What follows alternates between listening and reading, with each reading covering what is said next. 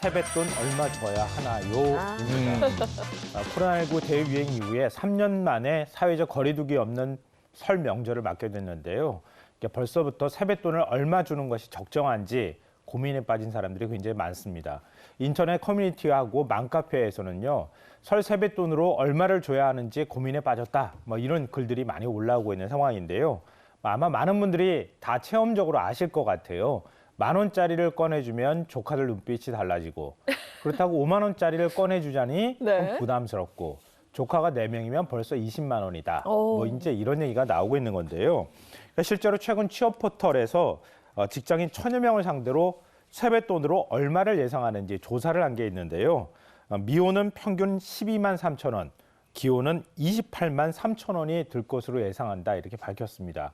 그러니까 아무래도 기혼 입장에서는 세뱃돈이 굉장히 부담스럽다, 이렇게 생각하고 있다는 겁니다. 네, 특히 지난해 물가가 굉장히 크게 오르고 덩달아 공공요금도 다 인상이 되면서 지갑 사정이 많이 팍팍해졌잖아요. 이런 고민들 하실 것 같습니다. 최근 이와 관련해서 가수 이적 씨가 굉장히 흥미로운 제안을 하나 했다고요. 네, 맞습니다. 지난 2일 가수 이적 씨가 SNS에 아주 신박한 글을 올렸는데요. 네. 3만 원권이 나오면 어떻겠느냐, 이런 얘기를 했어요. 그러니까 10,000원권하고 50,000원권 차이는 너무 크다. 그러니까 3만 원권이 나오면 참 좋겠다. 이제 이런 내용이 줄을 이루고 있는 건데요.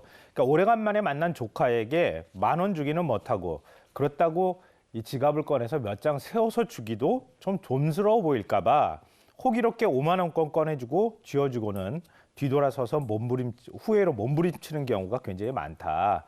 이런 수많은 사람들을 위해서 3만 원권이 등장하면 아무래도 열렬히 환영하는 분위기가 만들어지지 않겠느냐, 이런 글을 올렸습니다. 맞아요. 저 사실 5만 원권 나온 다음부터 이 세뱃돈도 그렇지만 축의금, 부의금 이런 게 다 이렇게 올라갔잖아요. 직장인들은 환영하는 분위기일 것 같은데요. 네, 아무래도 그럴 수밖에 없는 상황인데요. 요즘 아이들 돈관념이 다 생겨버렸잖아요. 아무리 조그마한 아이들도요, 10,000원짜리 이렇게 보면은 벌써 이렇게 눈빛이 별로 좋지가 않아요. 다 알더라고요. 네. 근데 그 아이들 때문에 뭔가 눈치 보면서 10,000원짜리를 몇만 원으로 이렇게 주기도 좀 그렇잖아요. 좀 진짜 좀스러워 보이거든요. 그래서 또 다른 방법이 등장하는 게 아예 10,000원짜리를 돈 봉투에 이렇게 넣어서 담아주는 거예요. 그러면 나중에 봉투 안에 있는 돈 꺼내기 전까지 잘 모르잖아요. 그것도 참 그런데, 그러니까 차라리 좀 다른 방식들을 동원하면 어떻겠느냐, 이제 이런 얘기가 나오는데요. 특히 이제 사회초년생의 경우에는 아무래도 호주머니 사정이 좋지가 않잖아요. 사회초년생의 경우에는 세뱃돈을 주는 경우도 그렇지만 축의금 줄 때도 상당히 고민스럽다고 합니다. 그럴 때 차라리 3만 원권 한 장 이렇게 딱 넣어서 주면은 부담이 참 줄어들 것 같다, 이런 공감하는 글들이 많이 올라오고 있다고 합니다. 세 번째 이슈는 구인난 경련 산청의료원입니다. 경남 산청군이 지난해부터 3차례에 걸쳐서 내과 전문의 채용에 나섰는데 단 한 명도 지원하지 않고 있다고 합니다. 작년 11월과 12월 그리고 이달에도 공고를 냈는데요. 문의 전화도 없는 상황이라고 합니다. 채용 조건이 연봉 3억 6천만 원의 2년 계약이고요. 계약 연장도 가능한 상황이라고 합니다. 이 산청의료원은 종합병원급 진료가 가능해서 지역 주민들이 많이 찾고 있는데요. 이 내과 전문의가 없어서 작년 4월부터 진료 차질이 빚어지고 있다고 합니다. 네, 가장 걱정되는 건 이 내과 의사 공석이 생기면서 해당 지역민들은 문제가 생겼을 때 치료를 받지 못하게 되는 부분이 있잖아요. 대체 왜 이런 일이 발생했을까요? 그러니까 원인을 크게 구분하면요, 필수 의료 기피 현상, 그리고 의사 수도권 집중 현상, 이렇게 볼 수 있는데요. 아무리 조건이 좋아도 산청 같은 그런 시골 지역에 가서 아이들을 키우면서 병원에서 근무하기는 조금 그렇다, 이런 이제 의사들의 생각도 있을 거고요. 최근에 소아청소년과 의사도 못 구한다, 이런 얘기도 나오고 있잖아요. 그런 것처럼 필수 의료 기피 현상도 같이 겹쳐진 거 아니냐, 이렇게 얘기를 하고 있는데요. 의사들의 설명은 조금 다릅니다. 아마 이 설명 들으시면은 이건 뭐지, 이런 생각이 드실 것 같은데요. 의료원에서 의사를 채용하는 거지만 실제로는 일종의 용역 계약을 맺는 거랑 비슷하다고 합니다. 그러니까 예를 들면 병원 내에 내과 의원을 차리는 개인 사업자 신분이라는 겁니다. 이런 개인 사업자 신분으로는 뭔가 굉장히 불안정하다는 거예요. 그리고 또 하나는 손해보험도 문제로 지적되고 있는데요. 지방의료원들은 보통 형사적 과실이 있지 않는 한 의료사고 대부분을 병원에서 책임진다고 합니다. 그런데 산청의료원은 의사가 손해보험에 가입하고 보험료도 내도록 하고 있다고 하는 건데요. 이렇게 하다 보면은 환자를 진료하다가 의료사고가 날 경우에는 오롯이 의사가 다 책임지라 이런 얘기나 마찬가지인데 이런 조건으로는 가기 어렵다. 이렇게 의사들은 또 얘기하고 있다고 합니다. 그러니까 산청군이 의사를 구하지 못한다 이런 것도 있지만 계약 내용도 한번 확인해 보면 어떨까 싶습니다. 네.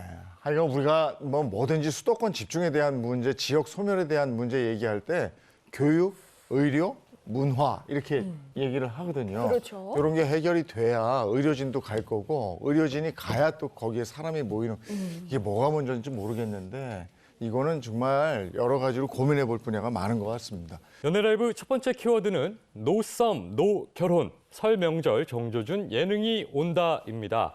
채널A가 다가오는 2023년 설 명절을 맞아 전 세대의 시선을 강탈할 동거 관찰 러브스토리 결혼 말고 동거를 선보인다는 소식입니다. 결혼 말고 동거. 일단 제목부터가 굉장히 파격적입니다. 기존의 연애 프로그램과는 뭔가 다른 점이 있을 텐데 어떤 점일까요? 일단 우리가 기존 연애 프로그램을 보는 이유를 생각해 보면 그 대리만족이라고 해야 될까요? 그 뭔가 쫄깃쫄깃 설레는 네. 이 마음을 느끼려고 하는데 이 작품은요 조금 더 들어갑니다. 제작진에 따르면 사실혼 그리고 동거의 형태가 가족의 이 범주에 포함되는지에 대한 논란이 딱 있는 시점이어서 지금쯤 사회적으로 동거라는 화두를 세상에 던져보면 어떨까 싶었다라는 이 기획 의도를 밝혀서 기대감을 높였는데요. 제목처럼 결혼 말고 동거는 그동안 타 연애 프로그램에서 보였던 이 썸 타는 남녀의 일시적인 합숙이나 가상 결혼 생활과는 달리 정말로요 이 밤낮을 함께하는 실제 연인들의 모습을 가감없이 공개해 이 관계에 대한 차별화된 이 생각 그리고 동거에 대한 장단점을 솔직하게 다룰 예정이라고 합니다. 그러면 출연하는 동거 커플 역시 굉장히 다양하겠네요. 맞습니다. 이 결혼과 동거에 출연하는 커플 보면은 뭐 이미 단연간 연애 중인 커플이라든가 이제 새로 시작했지만 사랑에 불탄 나머지 동거를 택한 커플 또 예전에 결혼을 했다가 이제 또 새로운 사랑을 꿈꾸는 그런 커플 이렇게 다양한 커플들이 나와서 어떤 사랑의 리얼한 사랑의 실제를 보여준다고 하는데 사실 예전에 가상 결혼이라고 해도 그 촬영하는 날만 그 집에서 만나고 했잖아요. 그렇죠. 근데 이건 진짜로 사는 거라고 하니까 저는 좀 나이가 들어서 한편으로 놀랍기도 하고 이게 진짜야? 하면서 기대가 됩니다. 네, 근데 저는 그 결혼 말고 동거 MC 지인이 누굴까 궁금해요. 왜냐면 좀 다채로운 경험이 있어야 될 것 같거든요. 채널A가 야심차게 준비한 결혼 말고 동거에는 연애 참견러 한혜진 씨와 대세 입담러 이용진 씨 그리고 MZ 사랑꾼 댄서 아이키 씨, 반전 매력남 배우 이수혁 씨가 4인 MC 체제로 출격한다고 합니다. 예, 이거 첫 방송은 언젠가요? 네, 연애보다는 깊고 결혼보다는 더 짜릿한 지금 이 순간 정말 뜨겁게 사랑하고 살아가고 있는 실제 커플들의 24시간 밀착 동거 일지 결혼 말고 동거는요. 다가오는 1월 20일 금요일입니다. 오후 8시 무려 2회 연속 방송으로 몰입도를 높인다라고 하거든요. 본방사수 시청 부탁드립니다. 연예라이브 세 번째 키워드는 래퍼 라비 병역비리 연루 의혹에 휩싸이다입니다. 대규모 병역비리에 대한 수사가 이어지고 있는 가운데 KBS 예능 프로그램 1박 2일에서 사랑을 받았던 가수 라비 씨가 병역비리 의혹에 휩싸여 파장이 이어지고 있다는 다소 충격적인 소식입니다. 네, 그 예능 프로그램 출연하면서 막내로서 거침없는 입담을 보여줬고 그 모습을 많은 대중들이 좋아하셨단 말이죠. 근데 병역 비리에 휩싸였다. 큰 충격입니다. 네, 일단 이제 가수 라비 씨가 언제 입소했느냐. 그거는 이제 본인의 SNS를 통해서 알려졌었죠. 지난해 10월이었어요. SNS에서 입소 전에 제가 건강상의 이유로 사회복무요원으로 복무하게 됐습니다 하면서 입대 사실을 알렸는데 자, 지금 뭐 3, 4개월 지났지만 최근에 유명 인사들이라든가 아니면은 법조계 자녀들, 뭐 스포츠 선수들 이런 사람들 관련해서 어떤 병역 브로커라고 하죠. 수천만 원의 어떤 수수료를 받고 이런 어떤 불법을 저지른 사람이 이제 구속 수사되면서 여기에서 이 의뢰한 사람 명단을 봤더니 여기 라비 씨 이름이 있었다. 요게 밝혀지면서 지금 논란이 되고 있는 거죠.